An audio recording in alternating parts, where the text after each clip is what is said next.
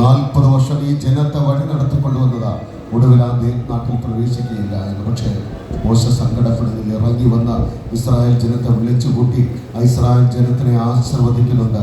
ആശീർവദിച്ചുകൊണ്ട് മോശ ചൊല്ലുന്ന പ്രാർത്ഥനകളിലൂടെ നമുക്കിന്ന് കടന്നു പോകാം. അതിൽ ചില വരികൾ നിയമാവർത്തന പുസ്തകം 33-ാം അധ്യായം 12-ാം വാക്യം. ബെഞ്ചമിൻ ഗോത്രത്തെ, ഓരോ ഗോത്രങ്ങളെയും വിളിച്ചു നിർത്തി അനുഗ്രഹിക്കുക. ബെഞ്ചമിൻ ഗോത്രത്തെ വിളിച്ചു നിർത്തി ഇങ്ങനെ അനുഗ്രഹിക്കുക: ബെഞ്ചമിൻ, നീ കർത്താവിന് പ്രിയപ്പെട്ടവൻ, നീ കർത്താവിന് പ്രിയപ്പെട്ടവൻ. അവിടുത്തെ സമീപത്ത് അവൻ സുരക്ഷിതനായി വസിക്കുന്നു. അവിടുന്ന് ഇപ്പോഴും അവനെ വലയം ചെയ്യും.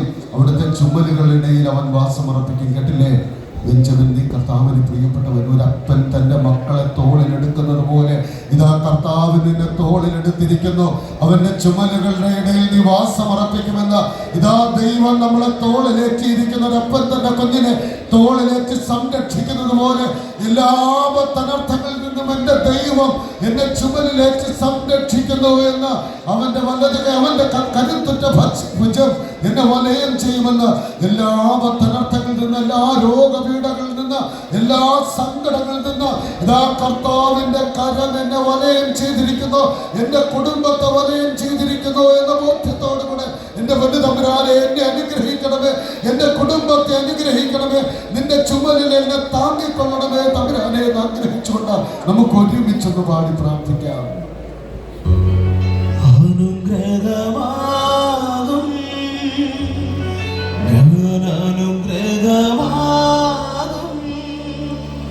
യേശുവിൻ നാമത്താൽ അനുഗ്രഹമാകും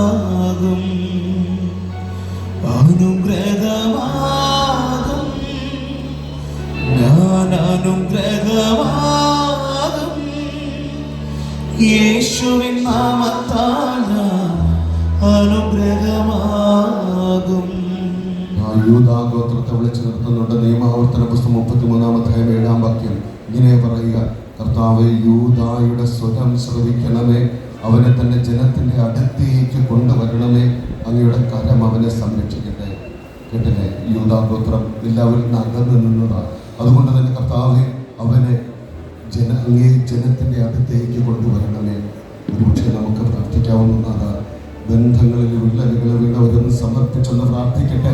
കുടുംബ ബന്ധങ്ങളിൽ വിള്ളൽ വീണവര്, വിവാഹ ബന്ധത്തിൽ വിള്ളൽ വീണവര്, ഡൈവോഴ്സിന്റെ വക്കിൽ നിൽക്കുന്നവര്, സ്നേഹബന്ധങ്ങളിൽ വിള്ളൽ വീണത്, സഹോദരങ്ങളുമായി മിണ്ടാതിരിക്കുന്നവര്, കലഹിച്ചിരിക്കുന്നവര്, കുടുംബങ്ങൾ ഇങ്ങനെ പരസ്പരം വഴക്കിട്ടിരിക്കുന്നവരൊക്കെ ഒന്ന് സമർപ്പിച്ചൊന്ന് പ്രാർത്ഥിച്ച് എല്ലാ ബന്ധങ്ങളെയും വിളക്കി ചേർക്കുന്ന ഗോത്രത്തെ തന്റെ ജനത്തിന്റെ അടുത്തേക്ക് കൊണ്ടുവരണമേ എന്ന് പ്രാർത്ഥിക്കുന്ന പോലെ നമുക്കൊന്ന് പ്രാർത്ഥിക്കാൻ. കർത്താവേ, ഞങ്ങളുടെ ബന്ധങ്ങളിലെ വിള്ളലുകൾ പരിഹരിക്കണമേ, ജനത്തിന്റെ അടുത്തേക്ക് ഞങ്ങളെയും കൊണ്ടുവരണമേ, ഞങ്ങളുടെ കലഹങ്ങൾ അവസാനിക്കണമേ, ഏറ്റവും സ്നേഹത്തോടുകൂടെ ജീവിക്കാനുള്ള കൃപ പൊന്നു തമ്പുരാനെ ഞങ്ങൾക്ക് നൽകണമേ.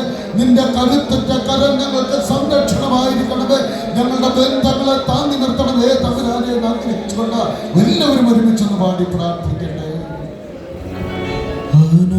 അനുഗ്രഹമാകും